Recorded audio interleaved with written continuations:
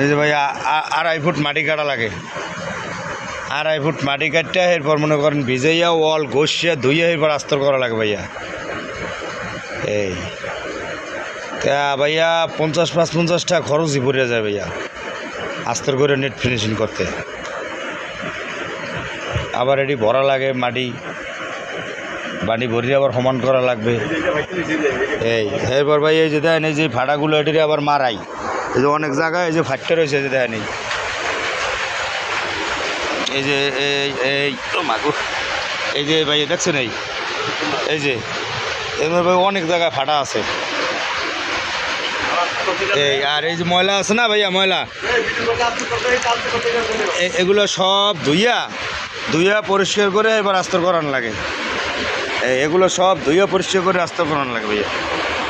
এতে আর কি এই আর এই যে ভাইয়া যেটা আস্তর করছে, হ্যাঁ এগুলো হইলে এই যে ভাইয়া আস্তর করে একবার নেট ফিনিশিং করে দেয় সুন্দর এক করে। আলহামদুলিল্লাহ একটা লাইফ গ্যারান্টি। আস্তর করে পুরো নেট ফিনিশিং করে দিচ্ছে। আর ওই যেগুলো ফাটা বাইরেছে ওই ফাটাগুলা আমরা আবার ওই যে সেনি আতুর দিয়ে খোঁড়াইয়া এরপর মনে করেন ওটাকে আবার সুন্দর করে আস্তর করাই দিছি।